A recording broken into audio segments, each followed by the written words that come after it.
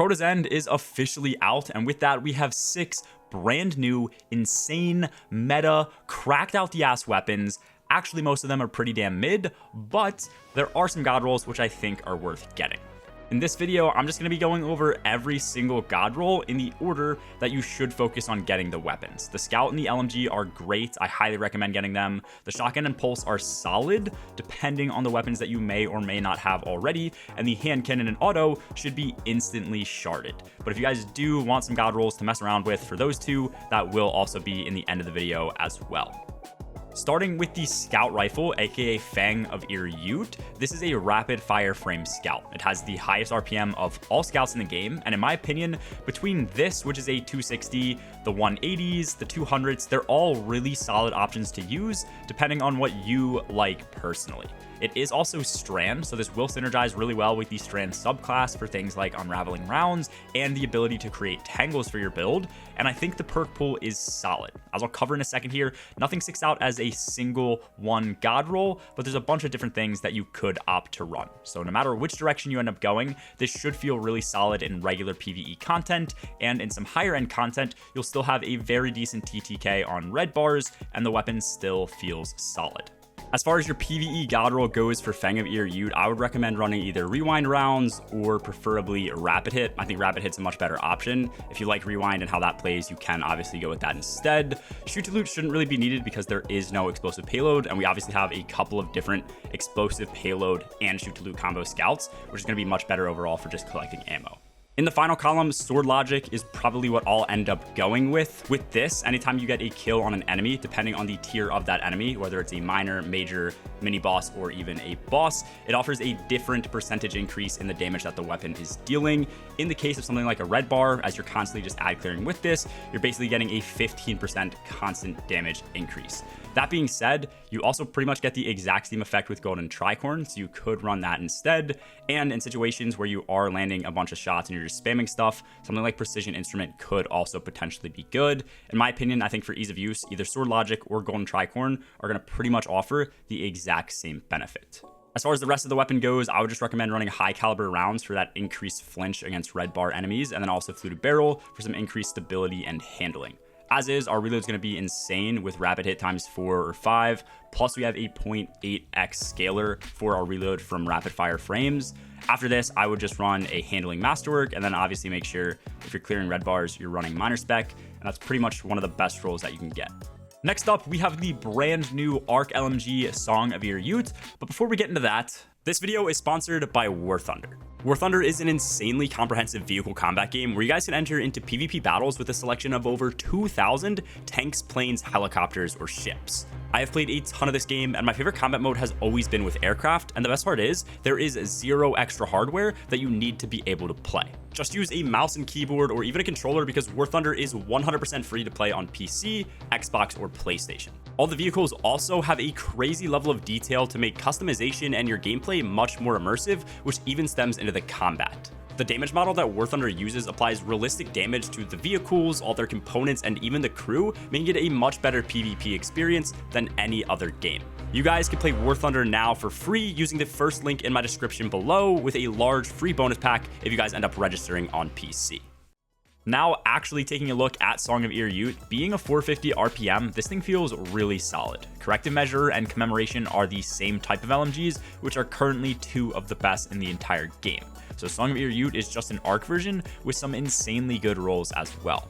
We're going to have one dedicated purely for ad clear, and then another role which I'm going to cover, which could be used for supplemental damage to bosses, or more useful than that, for baking some champions. At least if you're running Divinity or something else supportive like that, and it ends up fitting into your loadout, it could be extremely useful for some extra damage. Between this and Fang of Ir Yut, I highly recommend having both of these craftable first. They are 2 weapons which I do see being 100% useful in the current sandbox, at least compared to all the other weapons from the raid. Fang of Ir Yut has some pretty insane rolls. It is an adaptive frame, which is a 450 RPM, just like Commemoration, which is extremely good for ad clear. So if you are making this as an ad clear supplemental weapon or just a heavy ad clear weapon, I would recommend going Reconstruction and then once again Sword Logic.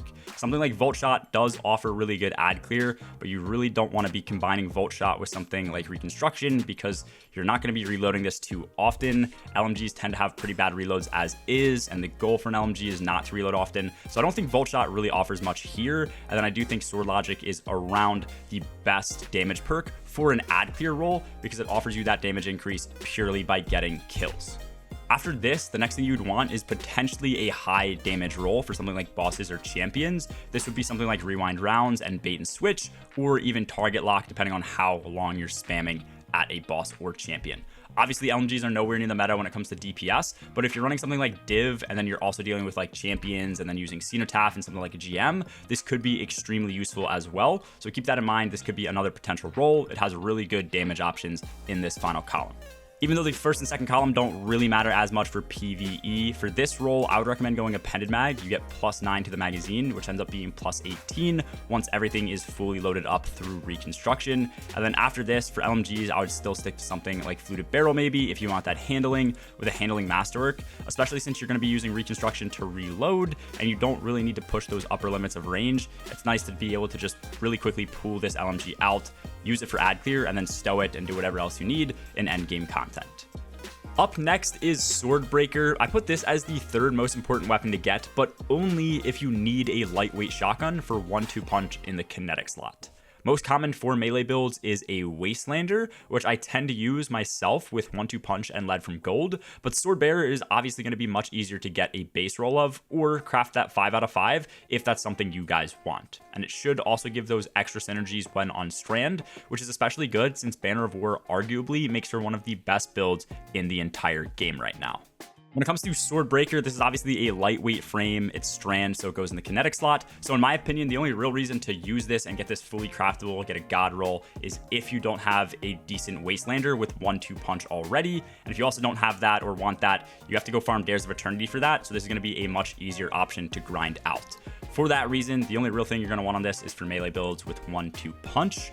After that, if you're using this on Arc with the Arc Assassin's Cal Hunter build, I think the increased handling while on Arc with Elemental Capacitor is super nice. If you don't want that, a secondary option would be something like Threat Detector. I think the reload while you're surrounded by enemies could be extremely useful, especially on the like Strand Titan build. But with Strand, you can also always use something like Threat of Ascent. You could always opt for something like Demolitionist or Slide Shot. These three just really depend on the way that you're playing and what subclass you're on. Otherwise, I would probably just default to running something like Elemental Capacitor. Either which way you look at it, I don't think too many of these options in this first column help all that much. After this, I would just go for Appended Mag once again for increased mag size, so you spend less time reloading and you get extra 1-2 punch shots between reloads. And then lastly, Full Choke, just to compress your actual pellet spread as you're shooting each shot to make proccing 1-2 punch much easier. After this, I do find that having a handling masterwork helps a ton, just because with these melee builds, you're constantly stowing and then pulling the weapon back out as you're using your melee ability, so that helps make it feel much snappier. Oversoul Edict is a rapid-fire arc pulse rifle. Overall, this weapon didn't feel terrible, and there is one role which I am going to cover, which I'm actually pretty excited for. But recently, pulses just haven't been feeling super good in PvE, especially with a lot of extra scout rifle buffs over the last year, which kind of make these undercompete. I'll cover it in a bit here, but the handling also felt terrible with this weapon. I did end up using OFIDs to make it feel better, but it basically means you're going to want to spec into increased handling when you craft rolls, which can end up taking away from other aspects of the gun. This is a rapid fire frame, so we do get that 0.8x reload scaler, and for that reason, with this also being arc, I think running something like Volt Shot is going to be the best option. You're going to be spamming reloads, your reloads will be very quick, and you can really just rely on Volt Shot rather than the actual pulse rifle damage to get those kills, reproc the perk, and do your ad clearing for you. Especially for like a Fallen Sunstar build on Warlock, I think this could be really good when paired with something like Demolitionist, so you get even more grenade regen over time, and you're constantly reloading your weapon as you're tossing these grenades as well. The major downside to this weapon is your range, handling, and reload speed are all pretty bad. I'd recommend running high cal rounds for +5 range and that flinch against tier 1 and tier 2 red bar enemies. And then after that, I would go with Fluted Barrel to give +15 handling. by far, compared to the range and your reload speed, the handling felt the worst. So I would go with that plus 15 and then also probably a plus 10 with a handling masterwork. Your reload speed will always feel fine because of the 0.8x scaler. And then after that, you shouldn't ever really need range, because if you are out of range, it's probably just best to switch over to something like a scout rifle rather than trying to force the pulse rifle to work. Moving on to Word of Crota, this is unfortunately just the worst archetype of hand cannon in the entire game, and it just so happens to have some insanely good rolls. I'm actually pretty upset they brought this back as a 180, because if it was a 140, this would easily be one of the best hand cannons in the entire game.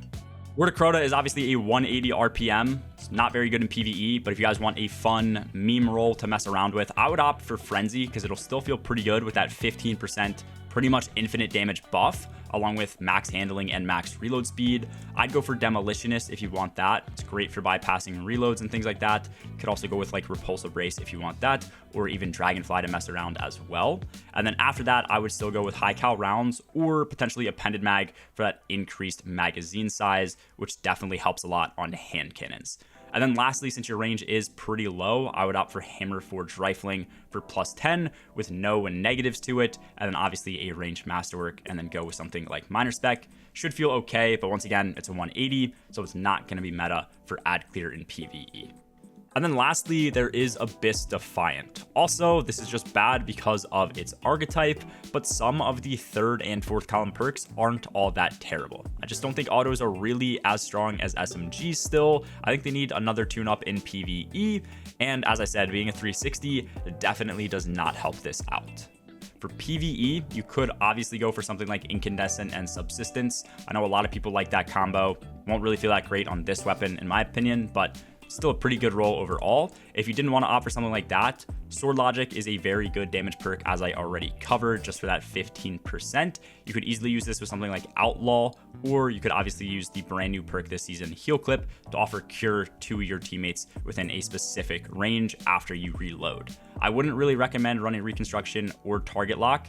Recon isn't really going to have much of an effect in PvE because you're constantly spamming and reloading if you're actually using this. And then same thing goes with Target Lock. This is more of a PvP perk, in my opinion, with something like a primary weapon at least. Then for the first and second column, once again, high cal rounds for that added flinch if you did ever really want to use this. A pendant's really not going to help too much with your overall magazine size. And then after that, I would still go with something like Fluted Barrel, because that increased handling is going to help a lot. You don't really need extra stability. You don't really need extra range. Your range is extremely high as is. It does feel really good and really stable as you're spamming shots. So really the only thing you can get out of here is handling. So that's why we're still going with Fluted Barrel. After that, I would go like a handling masterwork once again, and then obviously, as per every single primary weapon you're using, run Minor Spec. Let me know which weapons and roles you guys are going for personally, and if there is a role that I didn't cover in this video that you are excited for, make sure to comment that down below as well. Once again, a huge thanks to War Thunder for sponsoring today's video. Make sure you guys click the link in the description below to download War Thunder for free on PC, Xbox, or PlayStation, and start War Thunder off with your free bonus pack of vehicles, boosters, and more. I do also stream a bunch over on my Twitch. If you guys ever want to stop by, hang out, and play some Destiny, a link is in the description down below. As always, have a good one, guys. Peace.